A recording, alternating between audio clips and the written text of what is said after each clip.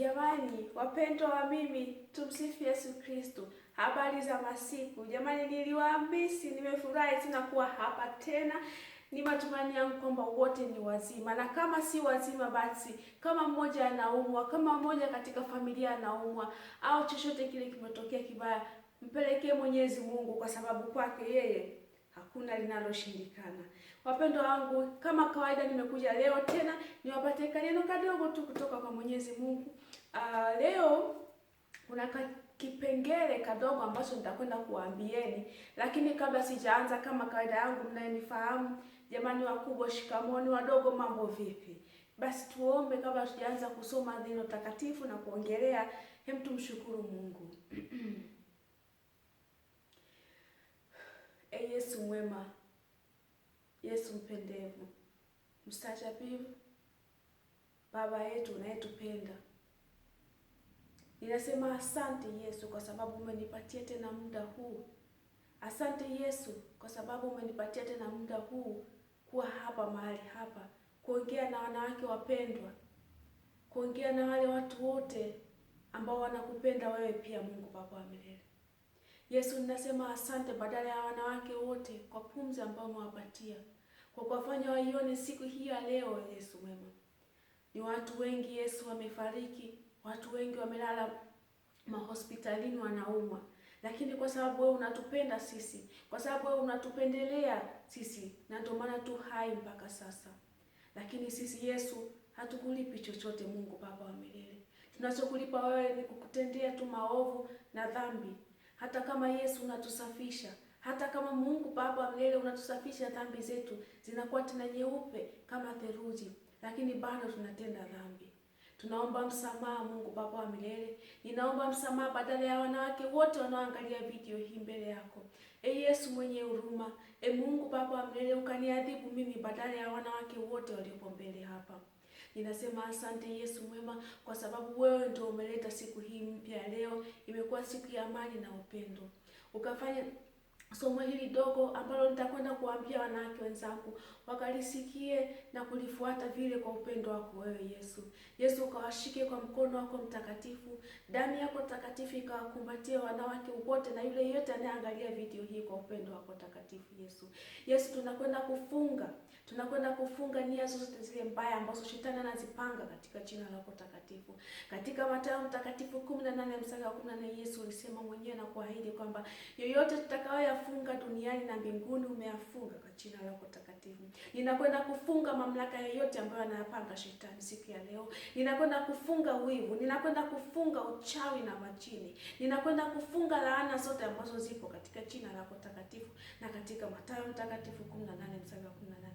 Ninasema asante Yesu kwa sababu utakwenda kuwakumbatia watumishi wako wote wa Mungu ambao wanalitangaza jina lako kwa jina lako takatifu. Ninasema asante pia Yesu kwa sababu utakwenda kuwagusa wagonjwa wote waliopo hospitalini na hata wale waliopo nyumbani. Ukawape rehema za ajabu wanawake wenzangu na kufanya siku ya leo iwe siku ya amani na upendo. Ewe Roho Mtakatifu, kipenzi cha roho yangu, ninakuomba ushuke mahali hapa na mapaji yako saba. Ukatufanye tukaenjoy sehemu fupi ya kipindi cha Mungu. Ukalete amani na utulivu. Yeyote atakaye kwenda kusikia, Roho Mtakatifu kampe amani ya ajabu.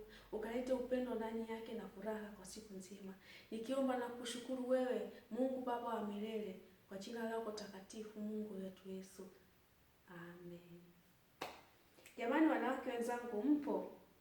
Najua nilikimbia mimi, lakini sasa nimekuja. Si unajua tena na mimi naruhusiwa kufanya holiday wapendwa. Basi lakini katika jina la Yesu nimekuja hapa nikiwa mzima, na ni matumaini yangu pia nyinyi wote wazima. Nafurahi kama mpo mahali hapa mnanisikia, na tuendelee. Leo kuna kipindi nimekitafuta leo, nikitaka nikiongelee. Ni kidogo tu lakini kina maana nzuri sana. Kama wewe una Biblia, kama unayo, basi hebu tuangalie.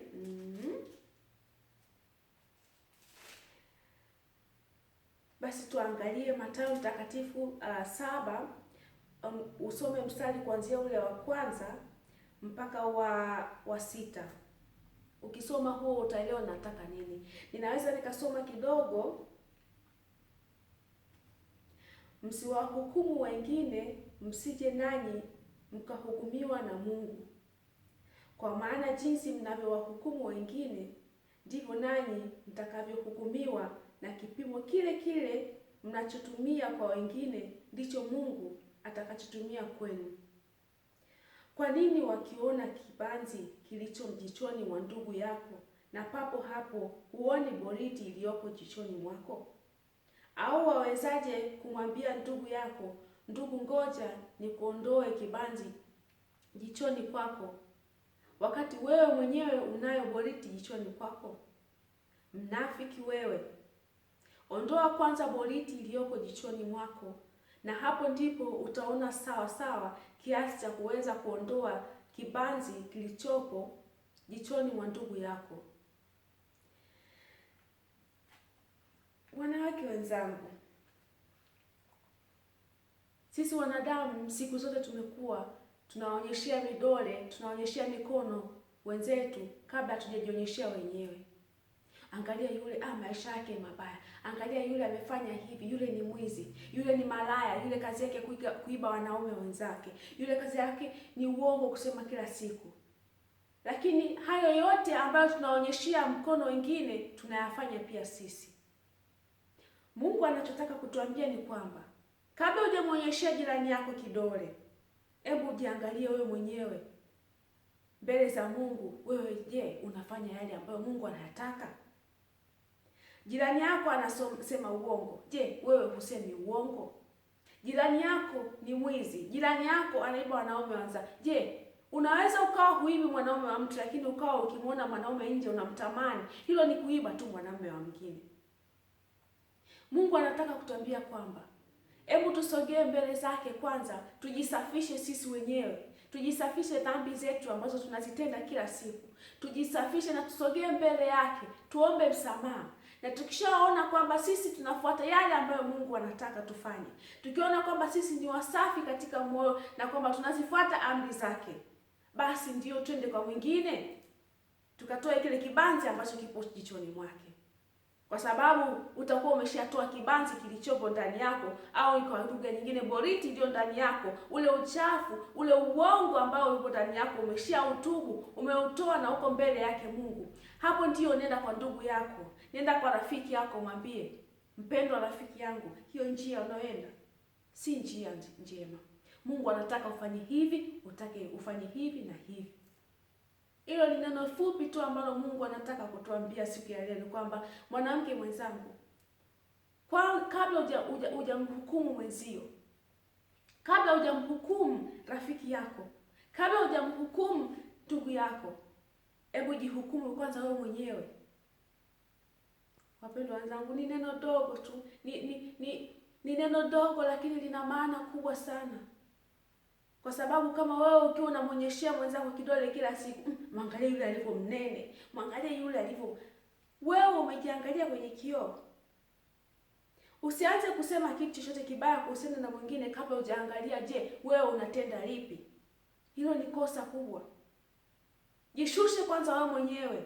Nenda mbele ya msalaba wa Yesu, kaombe msamaha, kamwambie Mungu, Mungu Mwenyezi, mimi mwanadamu nisiye na haya, mimi mwanadamu nisiye na nidhamu mbele yako, sistahili hata kutaja jina lako takatifu. Mungu Baba wa milele, niangalie Mungu Baba, ninakuja mbele yako, ninaomba msamaha. Muombe msamaha. Nenda katika Zaburi takatifu 51 mstari wa kwanza mpaka wa 16. Muombe Mungu msamaha. Mwambie Yesu, ninakuomba unisamehe kwanza dhambi zangu. Na ukishaomba msamaha, tubu dhambi zako, sali novena kidogo. Mwambie Mwenyezi Mungu, nimesali lakini ninaomba pia nikamwambie rafiki yangu, nikamwambie jirani yangu, nikamwambie mama yangu au mtu yote katika familia yangu, hili unalofanya sio zuri. Kuna watu wengine kazi yao kila siku wenyewe wanakaa kuangalia watu wengine wanafanya nini. Wanasahau Mungu, wanamsahau Mungu Baba wa milele. Kazi yao tu ni kuangalia jirani amefanya nini leo, yule amefanya nini. Kazi ya umbea, kazi ya kusengenya, kazi ya kufanya wengine maisha yao yawe mabaya. Wewe ndio chanzo kikubwa. Lakini kama wewe ukianza kujishusha, kama wewe ukianza kumwambia Mungu kwamba Mungu, naomba unipe rehema ya ajabu, Roho Mtakatifu nipe rehema ya ajabu, ili nikaende kumwokoa na mwenzangu, ili nikaende kumwokoa na rafiki yangu, kwa sababu mimi naona 100% kama rafiki yako akiona kwamba wewe umebadilika, unafanya njia ya Mungu, wewe unafanya kitu kingine, sidhani kama ataendelea kufanya hicho kitu ambacho anakifanya. Wewe ndio kioo cha rafiki yako. Umeona? Kwa maana hiyo sitaki kusema kwamba mimi sitendi dhambi. Sitaki kusema kwamba wewe hutendi dhambi. Sisi ni wanadamu, tunatenda dhambi kila siku. Unaomba msamaha kwa Mungu Baba Mwenyezi sasa hivi, baada ya saa moja au dakika 30 umeshatenda dhambi. Sisi watenda dhambi, sisi wachafu, sisi tuna kiburi mbele za Mungu. Tunatenda dhambi. Angalia Mwenyezi Mungu mambo mangapi ametupatia. Anatupatia chochote kile tunachokiomba, lakini hilo tunalisahau. Baada ya dakika 2 umeomba msamaha, dakika 30 umesahau, unatenda tena dhambi. Lakini kile kitendo kile cha kurudi tena kwa Mungu Baba Mwenyezi, kile kitendo tena cha kupiga magoti na kumlilia Mungu, kile kitendo cha kupiga magoti na kumwambia Yesu na kukiri kwamba wewe ni mkosefu, kukiri kwamba wewe ni mtenda dhambi, hicho ndio kitu ambacho Mungu anakitaka. Tukifanya hivyo, wanawake wenzangu, hakuna linaloshindikana, kwa sababu Yesu anatupenda. Mungu anatupenda. Hakuna penzi ambalo la ukweli kama la Mungu. Achana na penzi la familia yako, penzi yoyote la mume wako, hayo yote yanaweza yakaisha baada ya siku 2, mtu anaanza kukuchukia. Lakini mapenzi ya Mungu Baba milele, anakupenda.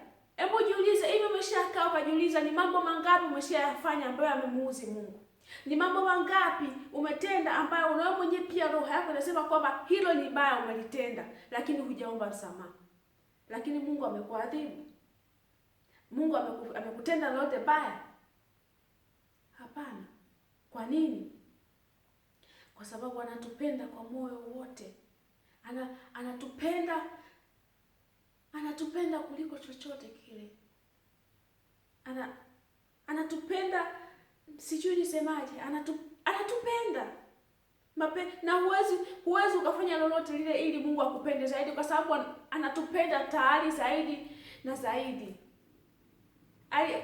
Hebu angalia, Yesu amesulubiwa msalabani, amepigwa, ametukanwa, amenyang'anywa nguo, ameaibishwa, ametemewa mate na watu ambao hajawakosea lolote. Lakini kwa sababu yeye alitaka kwamba atuokoe sisi, kwa sababu yeye alitaka kwamba sisi wote tuwe free katika haya madhambi tunayoyatenda kila siku. Hata kama alikuwa na maumivu ya ajabu kiasi gani pale msalabani, kabla hajafunga macho na kufa, akamwambia Mungu Baba wa milele, Mungu Baba wa milele, uwasamehe, kwani hawajui watendalo, hawajui walitendalo. Ni mwanadamu gani anaweza kufanya hivyo? Hakuna. Lakini kwa sababu Mungu Baba wa milele, kwa sababu Yesu anatupenda kuliko chochote,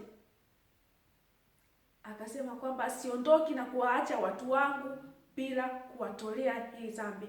Siondoki bila kuacha watoto wangu, wanangu wapendwa. Siondoki bila kuwafanya wawe free kutoka kwa huyu mwovu shetani.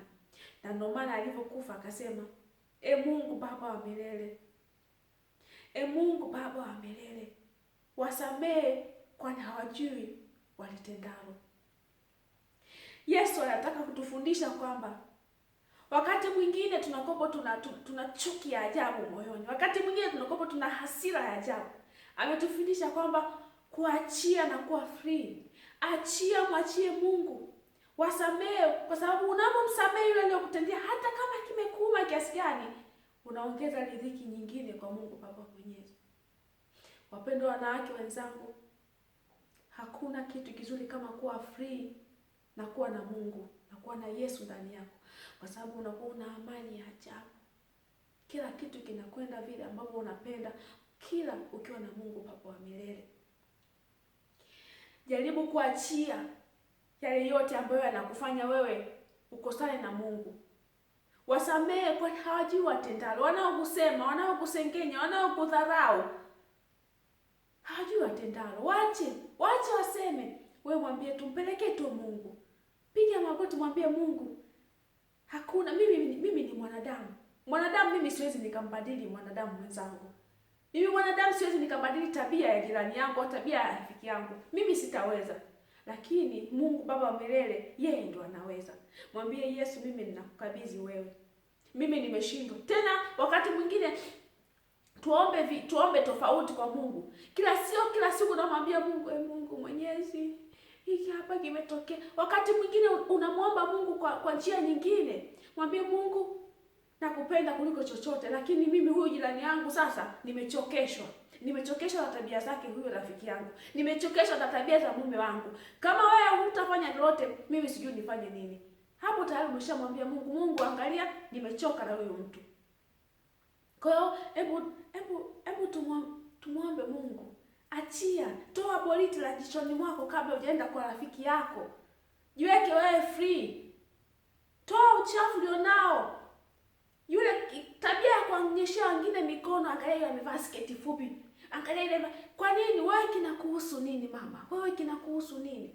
Mwambie Mungu, Bwana Mungu, mbadili rafiki yangu. Mungu, nisafishe mimi madhambi yangu yaliyopo ndani yangu. Kabla hujapoteza hizo dakika 10 za kusema kwamba kumsengenya mwingine, kumwambia kwamba angalia ile amefanya hivi, afanya hivi. Hizo dakika 10 ungezitumia kumwambia Mungu, asante Mungu Baba wa milele. Asante Mungu Mwenyezi kwa sababu umenipa pumzi. Asante Mungu Baba Mwenyezi kwa sababu umenipatia familia inayonipenda. Asante Mungu Mwenyezi, nina miguu, nina mikono. Mimi ni mzuri, umeniumba kwa sura na mfano wako. Hizo ni dakika 2 tu. Umepisha kumsengenya mwingine, lakini umefanya nini? Umeweka hazina kubwa kwa Mwenyezi Mungu. Jamani wanawake wenzangu, hilo lilikuwa ni somo dogo tu la leo, lakini lina maana nyingi sana katika maisha yetu. Tukianza sisi wenyewe kujisafisha, tukijishusha mbele ya Mungu, na tutaenda kuwafanya wengine wabadilike.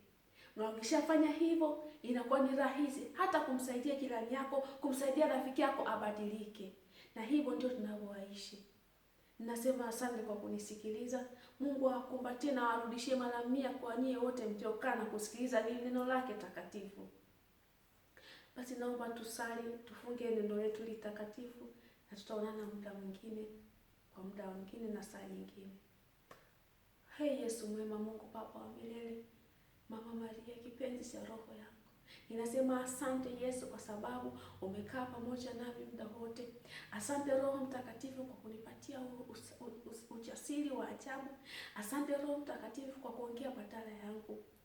Roho Mtakatifu, ninakuomba ukawaguse wale wote walioangalia video hii.